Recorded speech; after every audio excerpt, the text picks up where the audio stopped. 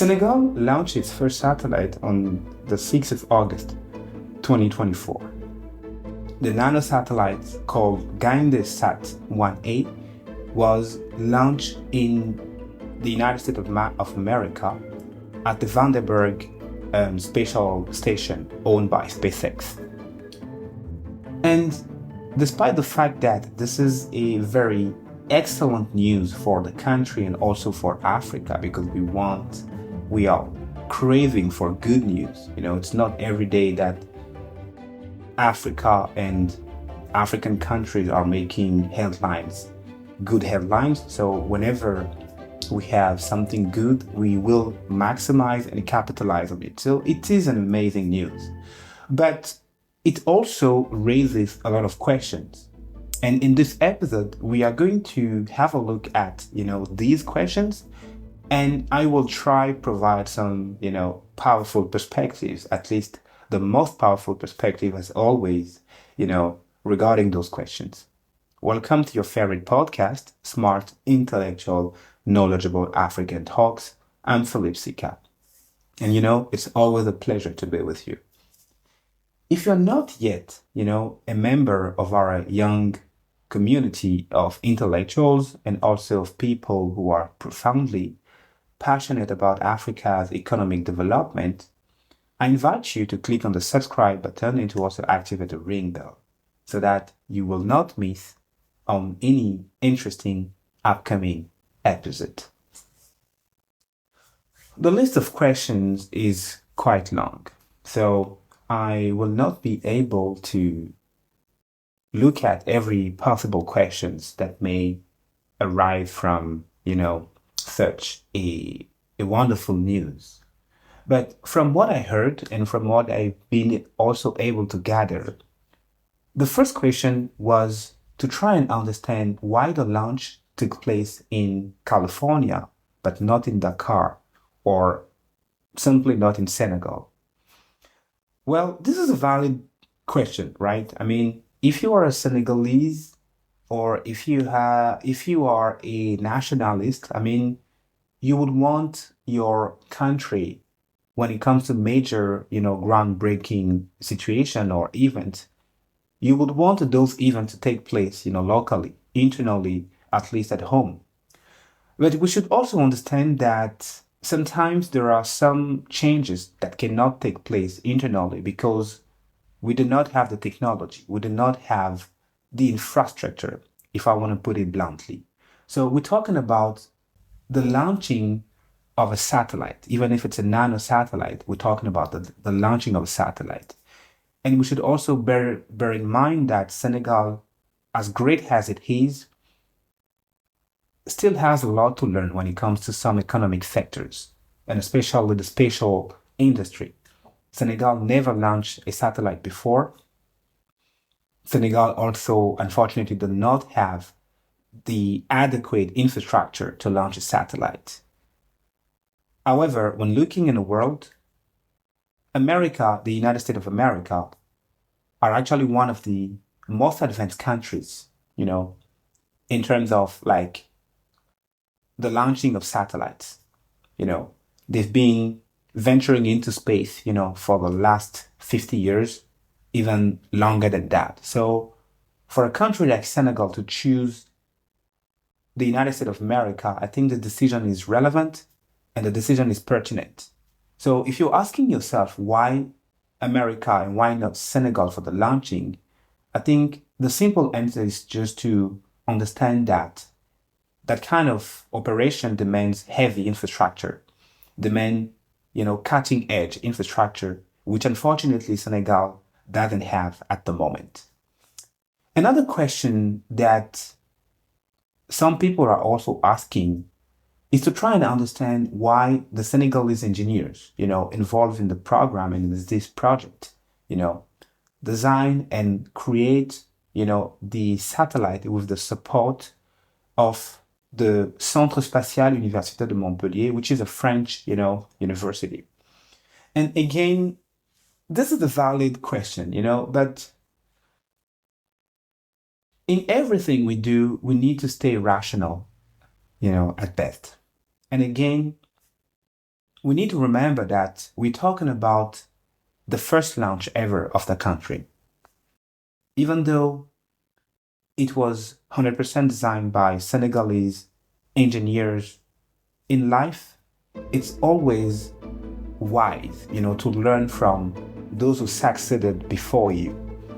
And it's not a call to actually say that Africa will never be able to preside over its own fate or its own destiny.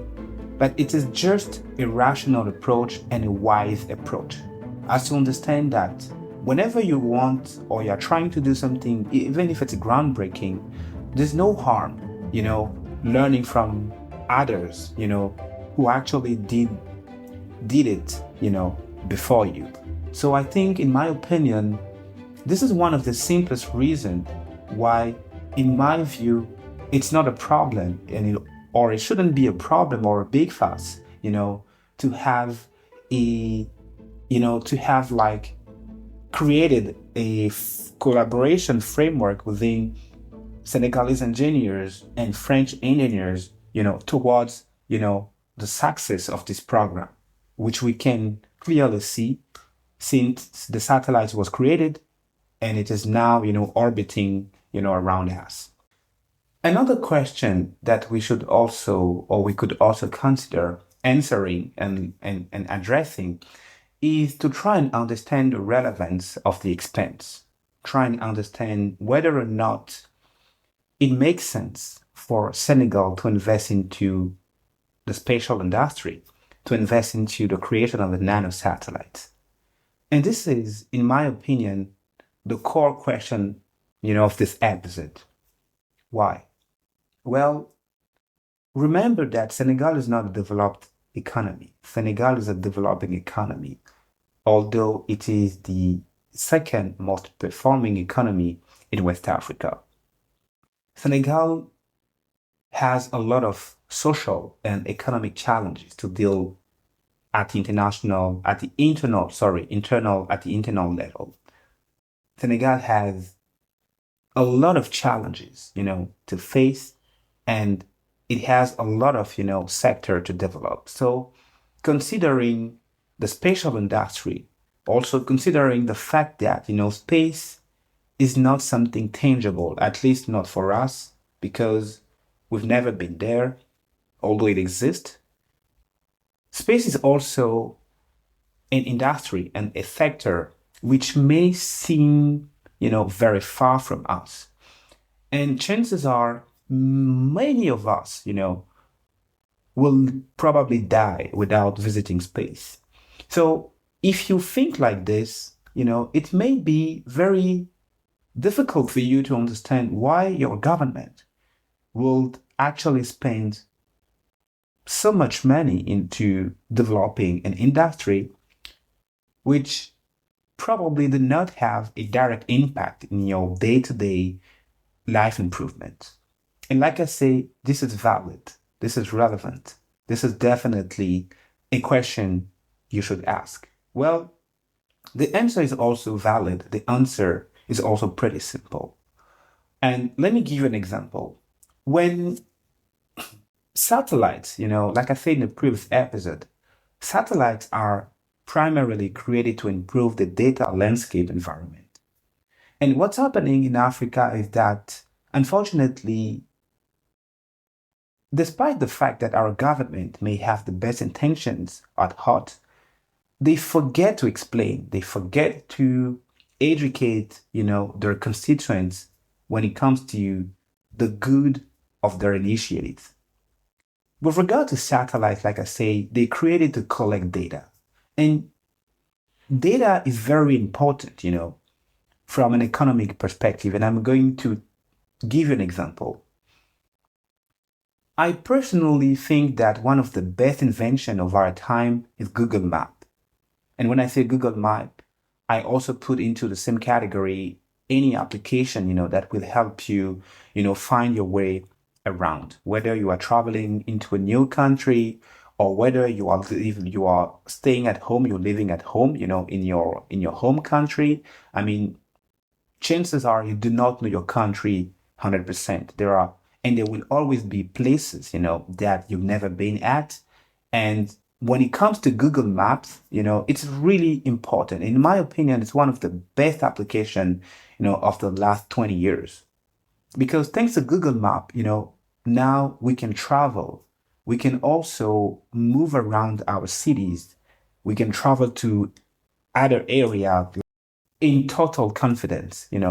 We can travel with less pressure. We can travel with less stress because we know that even if we don't know the place we're going to, we will definitely and we can definitely rely on the app, to take us at least in the vicinity.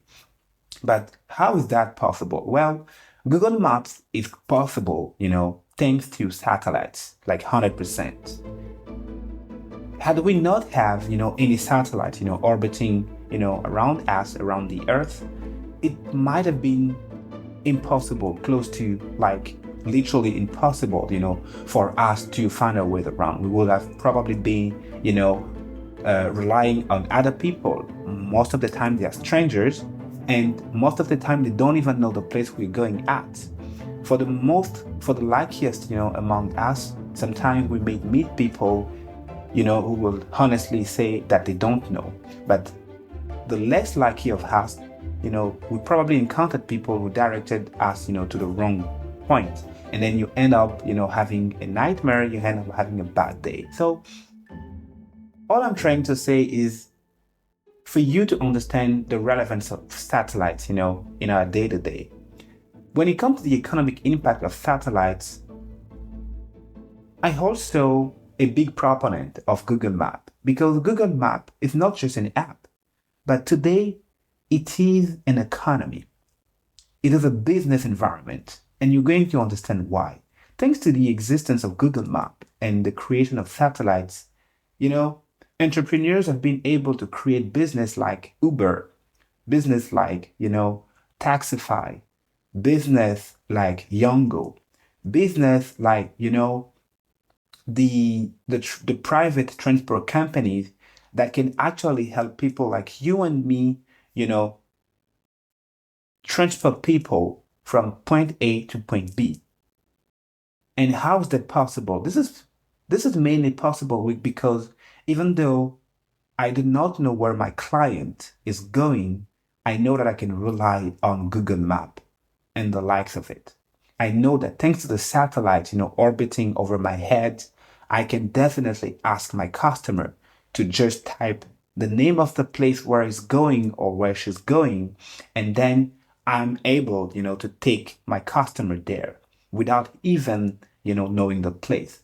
So this is just to show you how powerful satellites are, and also the strong impact that they can have, at creating an economic sector, a completely new economic sector that is also in return provide jobs and employment opportunities to people, maybe in the form of startups or maybe in the form of like, government-based employment. And when I talk about government-based employment, I'm talking about people working at, data agencies, and data agencies can be public companies or private companies, which is in turn another, economic sector that is also generating employment, that is also generating, jobs opportunities to people. Another very important aspect of satellites to also consider is that it's not just there to help us, have money, but satellites also protect our life. They also help improve our life. And I'm going to give an example in terms of climate analysis. Thanks to satellites, climate agencies are now in a position to make better forecasting. They're in a position to make better analysis, better assessment in terms of flood, in terms of earthquake, in terms of natural disaster that may happen or that may occur, at a specific time. And when those calculations are accurate, we can save lives. And again, if you listen to my previous episode, I told you already that you will never have economy without human being. If there's no people, if there's no people living in a safe environment, living in an environment where their fundamental needs, are actually met, you will never be able to create and develop any economic sector. So satellites are not just there to, like to orbit over our heads, but they also are like the little guardians, that are watching over us. So in a nutshell, it's very relevant for, any country. Whether you are a developed economy or a developing economy, it's relevant for you to invest into the spatial industry. And Senegal understood that. That's the reason why they created a Sensat program under which they launched Gaindesat 1A. So to answer anybody, anyone who may be wondering about the relevance of this move, the answer is it's relevant. It's relevant because reaching technological sovereignty is not just a matter of, being childish or, investing for the sake of investing, but it has many, many, many, many, many, many impact, many, many other ramifications that we should think about. And I wanted to give you these few examples so that you understand that investing €1.5 million, although you could have diverted the fund into education, is not a waste of taxpayer money, but it's a productive investment. It's an investment, that will have many positive repercussions, in the long run, even in the short term, because now you are providing and you are equipping, your agencies, your data agencies with the right tool to also improve their calculation. And like I said, with the example of Google Maps, there are also many other inventions, that actually heavily relies on satellites orbiting over our heads that also has created, like new economic sectors. And if you can think of some, I invite you to drop them, in the comment section. Plus, you will find that Senegal is not the first African nation, to ever launch a satellite, nor to even, like deciding to have a spatial agenda and trying to penetrate, the spatial industry. Right now, as I'm making this episode, there's a handful of African countries that already, understood the relevance of being present, within the spatial industry and also creating the conditions, to improve, their data collection landscape and to also improve, their presence within the spatial market. And I can think of, the usual suspects such as South Africa, Egypt, Nigeria, that are actually, the top three, African countries in terms of like number of satellites launched over the past few years. And in addition to those countries, you can also have the new entry, like Rwanda, Tunisia, Mauritius Island, and also Senegal, And the African continent also has spatial agencies. So when I talk about spatial agencies, I want you to know that the NASA is not just the only one existing in the world. In Africa, we also have our NASA equivalent, and we totalizing 22 spatial agencies on the continent. This is amazing. This actually shows that in addition to targeting development within the traditional economic sectors like health, education, housing, transportation, and stuff like that, some African governments are also, like willing to develop, their spatial industry so that they can also reach, a point of technical sovereignty, because technical sovereignty is very important, especially in this time, in which we are currently living with the development of internet, the development of, artificial intelligence. It's really important, for African nation to build, to design, and to also have a spatial agenda, to also, like want to conquer and dominate the space, so that they are going to be the master of their data. They are going to be the master of, analyzing their data, analyzing their economic sectors in an African way, in a local way. The realities in Senegal are not the reality in South Africa. The needs to improve the data landscape in Egypt, are not the same in Nigeria, and etc. So I hope this episode, provided you with powerful perspectives, and now you are more confident understanding the relevance of any country, regardless of your status, to develop a spatial, agenda. Now, I want to ask about the rest of African countries, not already, part of the space race, such as Cote d'Ivoire.